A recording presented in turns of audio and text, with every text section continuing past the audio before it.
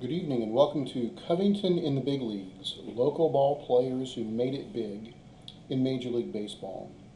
My name is John Graham. I am the Training and Development Coordinator for the Covington branch and the Kenton County Public Library. Welcome to our program. I'm a big baseball fan, and I hope you are too, because we're going to be talking baseball for the next few minutes. You may recognize this gentleman on the left-hand side. That is the late Jim Bunning from Southgate in Campbell County. Mr. Bunning was a U.S. Senator from Kentucky and also a Hall of Fame pitcher. He was the first pitcher to win 100 games in the American League and 100 games in the National League for two different teams. But I'm afraid to say, with all due respect to the Senator, we're going to focus on Kenton County from now on in general and Covington in particular. We show Senator Bunning here just because northern Kentucky has been such a hotbed for baseball and continues to be that way to the present day, most especially in Covington. Now, in terms of Covington baseball, we're focusing on Covington quite a bit, and Covington has its claim to fame, you might say, way back early in the early part of the 20th century with the Covington Blue Sox. They were part of what was called the Federal League, which was a new baseball league that was started in 1913. And the Blue Sox from Covington were one of the initial members of the Federal League. They started off with great fanfare in April 1913, but it didn't go so well, and the team eventually moved to Kansas City later that year. And you know what? That's too bad, because the Federal League lasted for two more seasons, 1914 and 1915. During those final 2 years, the quality of play improved, and they got a lot of players who had been with the American or National League, to the point where the Federal League was actually considered nowadays a major league for 1914 and 1915. So Covington missed it by that much from being able to claim that they had a Major League Baseball team back in the 20th century. I kind of get off track there, but I'm a big baseball buff, and I hope you are too. We're going to stick closer to home from now on with Covington ball players, and I'd like to show you a historical marker from the Main Strasse area in Covington, 6th and Philadelphia near Goebel Park, commemorating baseball brothers John and Joe Heving of Covington. One was a pitcher, that was Joe. One was a catcher, that was Johnny. And they played for several teams during careers that lasted 8 and 13 seasons, respectively.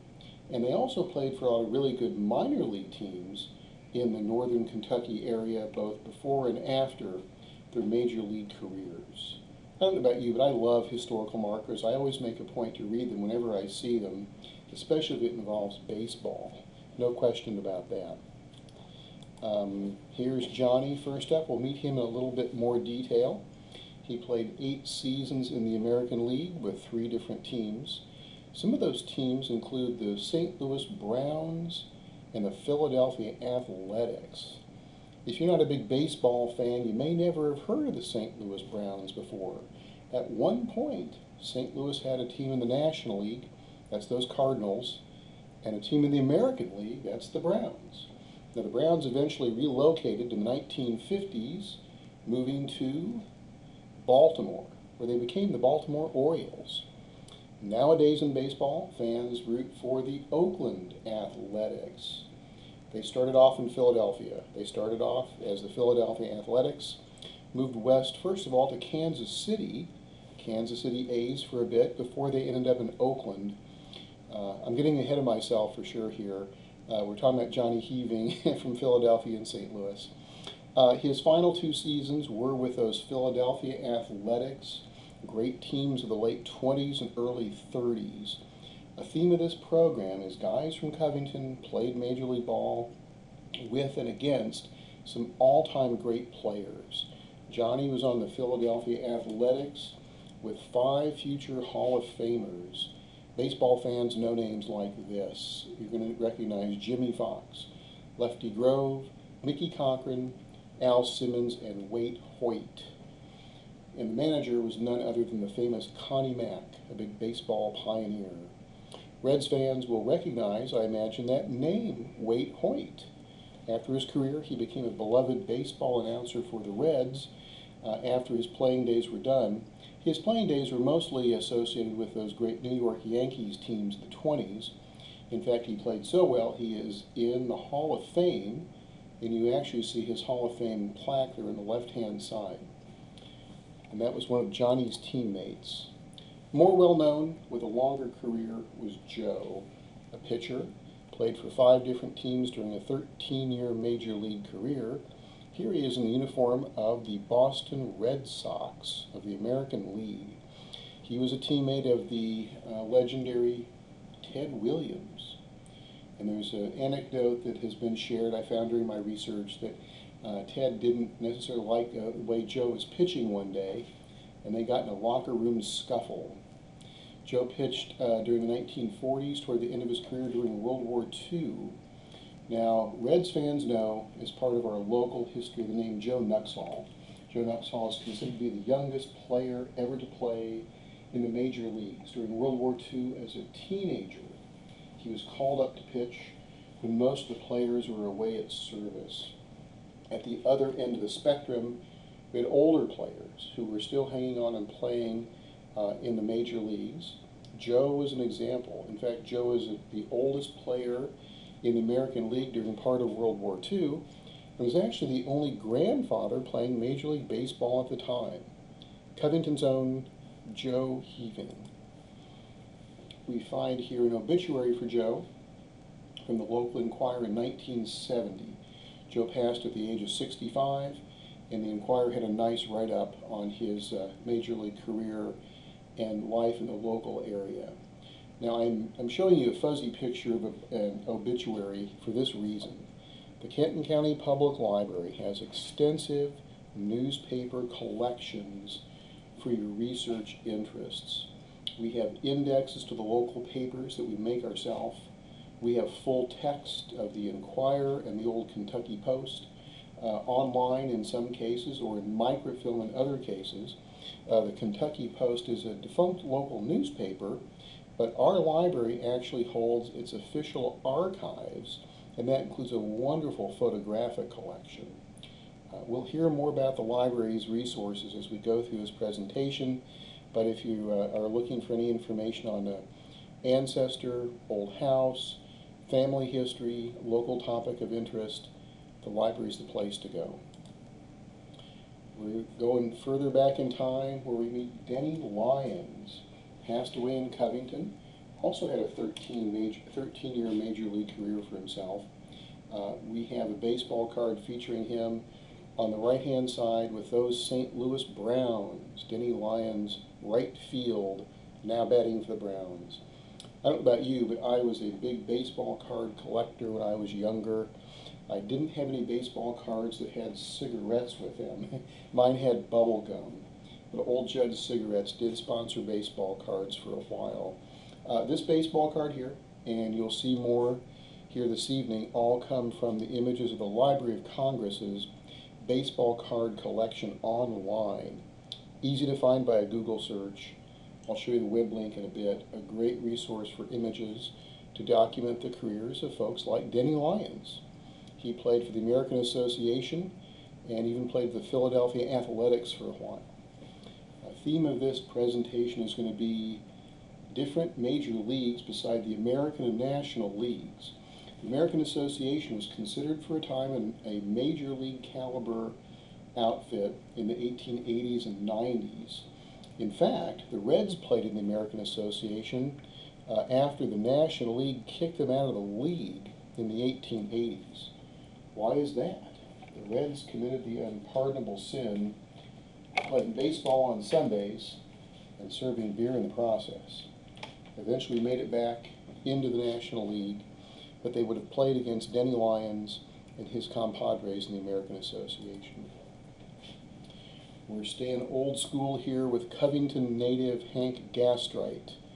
7-year Major League career as a pitcher, including 1 game for the Reds in 1896. We also see some old Judge baseball card images here. If you can see this card on the left is significant for a couple reasons. First of all, it has the name Columbus. Columbus, Ohio was considered a major league team with an American Association in the 1890s, and Hank Gastright pitched for them. Well, or should I say Hank Gastrike? That's his original real name. There's a good German name for you from the greater Cincinnati area. He played under the name of Hank Gastright, however. A pitcher, his best year was for Columbus of that American Association League in 1890 with a 30-game season. Can you imagine what a 30-game winning pitcher would get for a salary nowadays? Probably more than Hank Gastright got, let's say that for sure. We're going to come further up in time with Joel McKeon, Covington native, attended school in South Florida. Relief pitcher, left-hander, reputed forkball specialist, who pitched for 2 years with the Chicago White Sox in the 1980s as a relief pitcher. Again, he took the field with some big-name Hall of Fame icons, including Carlton Fisk and former Reds pitcher Tom Seaver. This photograph comes from the library's own Faces and Places photo database. We have more than 100,000 photographs from local Northern Kentucky individuals and sites, and actually part of the Kentucky Post archives are a big source of these photographs. This picture is actually labeled South Broward pitcher Joe McKeon. I'm assuring you it's Joel McKeon, and South Broward, of course, is from Broward County, Florida, where he pitched when he was a young man. Now, I'm also going to mention this. This presentation, of course, is being recorded. We're not going live for any kind of chat or comments. But as we'll meet several players who were, not 19th century folks, but still with us. Joel McKeon is one. So if you have any anecdotes to share, if I've made a mistake you want to correct or just have a conversation, we'd love to hear from you in the comments on the presentation as we go through. The next few players we're going to meet have one thing in common, and that is Covington's Holmes High School. They went to school there on Madison and Covington. First of all, we're going to meet Leo Foster. Covington native, attended Holmes High School, 5-year major league career with the Braves and the Mets in the 1970s. We see a baseball card image of Leo Foster there with the Mets on the left-hand side. Now, this particular card is actually in the Kenton County Public Library's collection. Our local history and genealogy department has local history files for materials we're able to gather, retrieve, or have donated to us on prominent local people and topics of interest. And not everybody or every topic is covered, of course, but our file, we had a file on Leo Foster as a local baseball player, and somehow we got one of his baseball cards. And that's what this picture is of.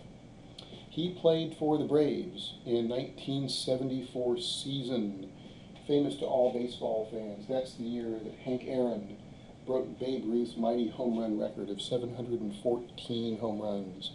Reds fans recall that he tied the record in Cincinnati during opening day series of games, but broke the record in Atlanta.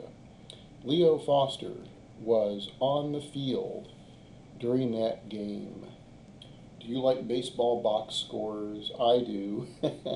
Here's a baseball box score for the Braves roster that evening in 1974 in April when Babe Ruth's record was broken. Take a look at this screen if you can. We've got Leo Foster's name there, a second baseman. Those statistics mean to me that he was probably a defensive replacement brought in to ensure that the Braves were going to win the game. He replaced Davey Johnson. Davey Johnson, of course, became one of the Reds' managers years later, and he was a second baseman. How about one name above that? We see the name Dusty Baker, who also became a Reds manager. So how's this for trivia for you? I just thrive on baseball trivia. Covington's own Leo Foster, Holmes High School graduate, on the field, and Hank Aaron breaks Babe Ruth's baseball record. Teammates of his include 2 future Reds managers, Dusty Baker and Davey Johnson. How about that? Pop quiz time. We've got a couple of quizzes to throw at you here. I'll give you some time to consider your answers, and if you'd like to post an answer in comments, that's fine. Image from eBay of the 1940 World Series program with the Reds versus those Detroit Tigers. When the Reds beat the Tigers in the seventh game of the 1940 World Series, the Tigers roster had not one but two future Reds managers on it. Name them. Well, we know the 74 Braves had two of them. 1940 Reds were playing against the Tigers, two future Reds managers on the roster. We're talking trivia, these are not household names. I'll mention that. Give it some thought. Put a comment in if you care to. The answer will come up on our next slide. And the answer is Bertie Tebbetts and Fred Hutchinson. Anybody get that one right? Bertie Tebbetts managed the Reds during the 50s, during their heyday of big home run bashers at Crosley Field. Fred Hutchinson succeeded him, later succumbed to cancer at an early age. Fred Hutchinson's number 1 is one of the retired Reds numbers you'll see on display at Great American Ballpark. He led the Reds against those Yankees in the 1961 World Series, where the Reds were lost to the Yankees. Unfortunately, but Fred Hutchinson and Bertie Tebbetts were on the field for the Tigers in the 1940 World Series. Okay, I've digressed enough. We're back to Covington. We're back to Covington native Donald Groundhog Johnson, born here in 1926. He played in what was called the Negro Leagues. When baseball was segregated, African Americans formed their own baseball league with tremendous talent, great competition, wonderful stars, before the color barrier was broken by Jackie Robinson with the Brooklyn Dodgers. Donald Johnson, nicknamed Groundhog, played for the Chicago American Giants, Philadelphia Stars, and Negro Leagues in the late 40s and early 50s. After he retired, he was a very well-known figure in local baseball, helping youth to get started with baseball. You may be able to see in the bottom left-hand side a Facebook post from the Reds honoring Donald Johnson. When he passed away, there's Don Johnson Field in the city of Cincinnati. The Reds have supported several different local baseball diamonds in the area, and that includes, of course, the baseball diamond here in Covington, where Holmes plays. But we have Donald Groundhog Johnson, prominent local baseball figure in our area. The figure, the E-Museum figure, comes from the Negro League Baseball Museum Hall of Fame online collection, and that museum is based in Kansas City, Missouri. Okay, not everybody we see is going to be a player. We do have an umpire, Randy Marsh, Covington native, Holmes graduate. Actually at Holmes, along the same time Leo Foster was there. Here's a photograph of Covington native Randy Marsh and Jerry Crawford taking the field at Riverfront Stadium, courtesy of our Faces and Places photographic database. Randy Marsh has been a major league umpire for approaching 40 years, and for the past 10 years he's been head of umpires, director of umpires for all of Major League Baseball. Covington native and Holmes graduate Randy Myers. We're going to meet next Bob Barton, born in Norwood, graduated from Holmes in 1959. Very solid 10-year major league career, which included time with the Reds. Now, this item here I'm showing you is a copy of pages from an induction banquet that was held for local Northern Kentucky high school sports stars. This is in the library's collection, and actually we have an online version of it that's been scanned in. So we have a lot of great resources to share with you, and it's worth looking what we have. This includes a nice bio of Bob Barton, follows his career from the minor leagues to the big leagues, and mentions his time at Holmes in this baseball banquet image. On that very same banquet program, I was leafing through this and found the name Tom Thacker, who attended William Grant High School, but actually graduated from Holmes in '59. This image on the right-hand side is the blurb about Mr. Thacker's induction into the local Sports Hall of Fame.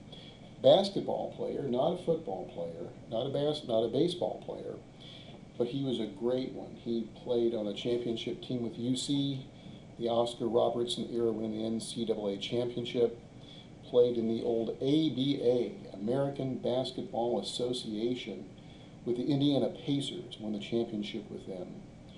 If you've ever seen one of those red, white, and blue basketballs, that was an invention of the ABA. A lot of other innovative things taking place, including the three-point shot. It was invented in the ABA. And last but not least, played with some great Celtics teams from Boston, won the NBA championship with them. So Covington's own Tom Thacker is the only basketball player to win an NCAA championship in college, an ABA championship, and an NBA championship. There's a photo of him from Faces and Places, a great photograph of Mr. Thacker, and he's going to be the only one who ever has this record. The ABA no longer exists for basketball fans. But I ran across this by chance in our files while researching the baseball program. Had to share that with you. Okay, we're back to baseball. We're back to Covington. We're back to David Justice. You may have been wondering when I was going to get to him.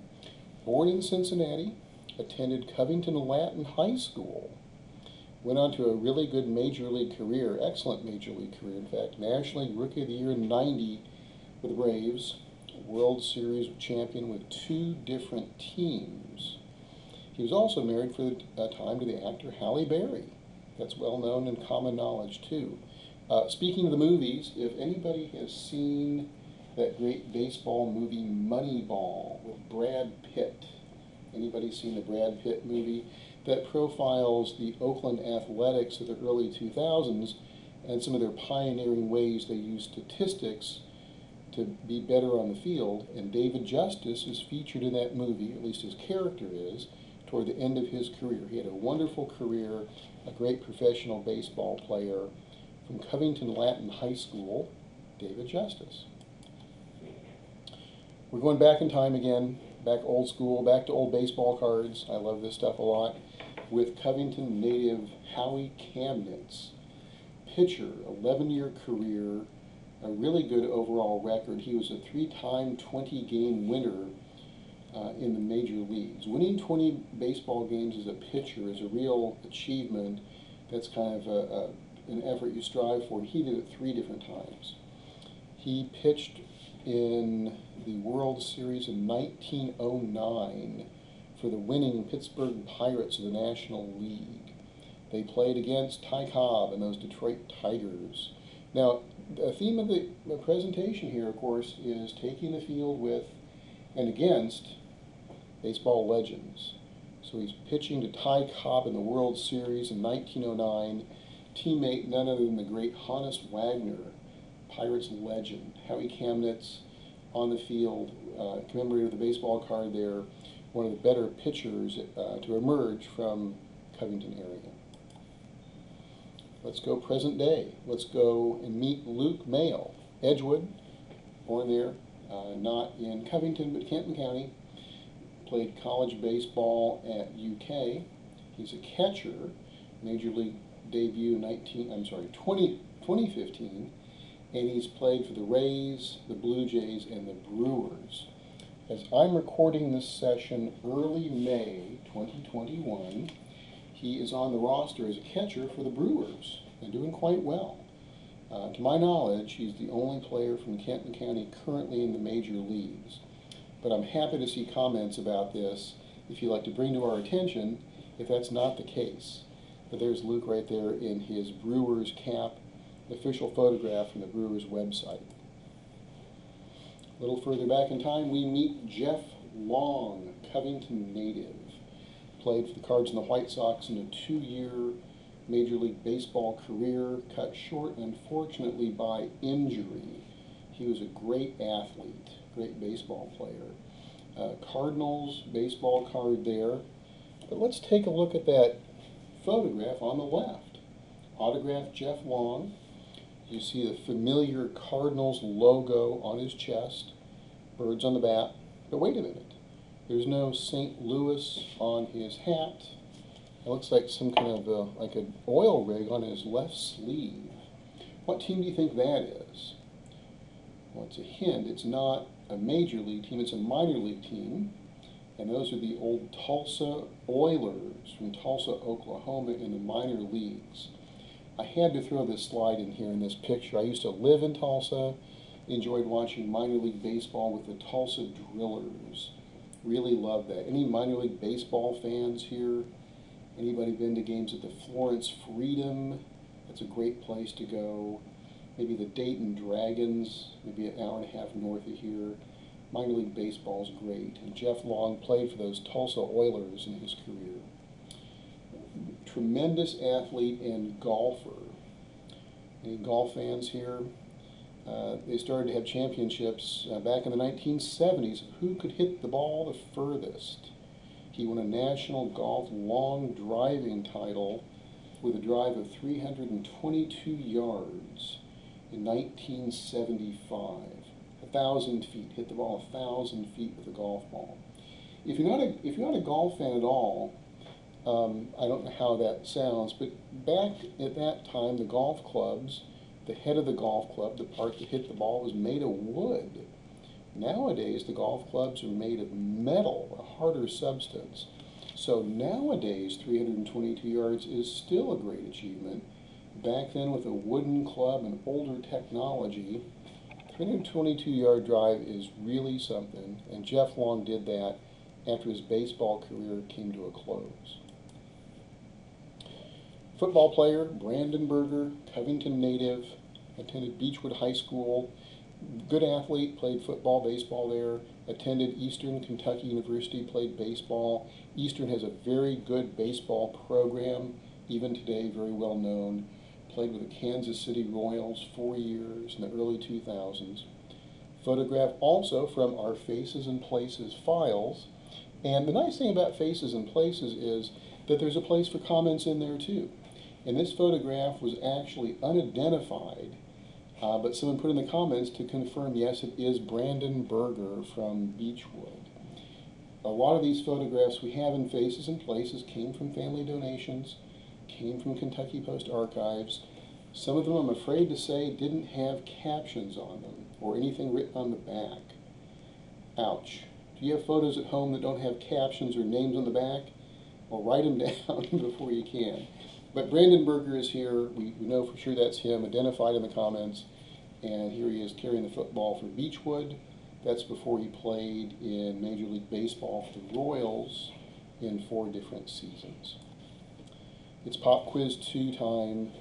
We're talking trivia way back in the early 20th century.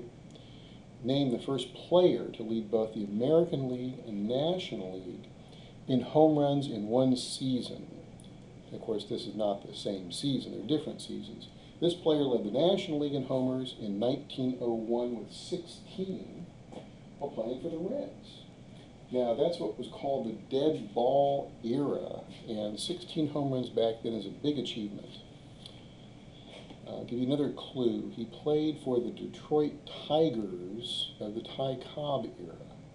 Not a local player, but he did play for the Reds for at least a couple seasons. Any ideas on this one? Put them in comments if you want to, that's okay. Okay, here comes the next slide with old school baseball cards for us. The answer is Sam Crawford, Hall of Famer for the Detroit Tigers. Played in the same outfield with Ty Cobb for many years in Detroit, and he led the league, the American League in home runs for a year, playing for Detroit. Love those old baseball cards there. That's our final quiz. Hope we had some good answers and good comments in the comment section here. Well, we're toward the end, I'm afraid to say, but I do want to wrap up with more information for you. I hope you found this interesting. I love putting everything together here for you. And I wanted to mention a few resources to go further with your research.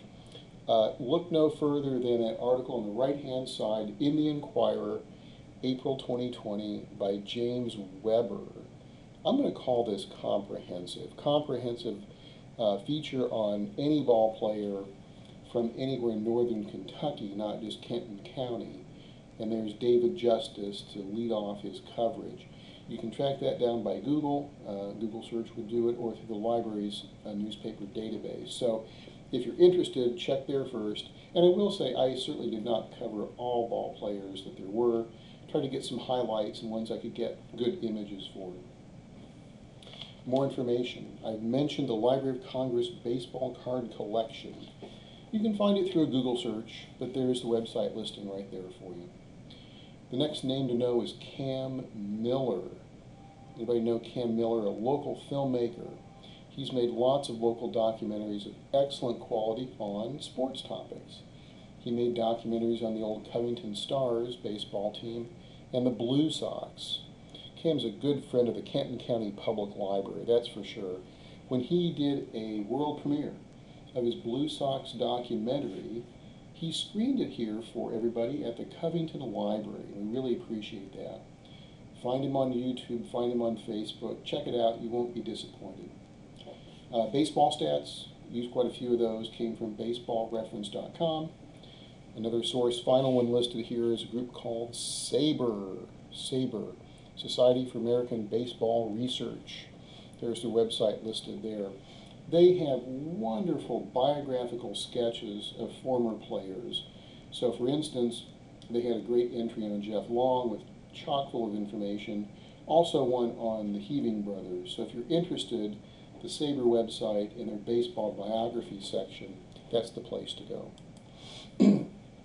Last but not least, hitting cleanup is the Canton County Public Library. My co-workers in the local history and genealogy department here at the Covington branch, and you can see our Covington branch picture on the right-hand side, we are the place to go. Those co-workers know a lot about local resources. Any kind of research you'd like to conduct or have more information, please contact them. Their website's listed there, kentonlibrary.org/genealogy. You'll find ways to get in touch with my coworkers, indexes and full text of local newspapers, links to Faces and Places database, and then we have lots and lots of local genealogy information, birth records, death records, burials, school information, you name it. And we have our own homemade index to these items called GenKey. That's how we pronounce it, GenKey, which can be searched remotely. And there are some full-text documents online. So please contact my coworkers if you're interested in any kind of local research, photographic, family history, genealogy, history of a house, you name it, that's the place to go. Last but not least is me. I am John Graham, Training and Education Coordinator for the Canton County Public Library and big baseball fan. If you would like to get in touch with me, I'd love to hear from you. My phone and email address are right there. Please also feel free to put a comment in our presentation as well. Thanks everybody, I appreciate it.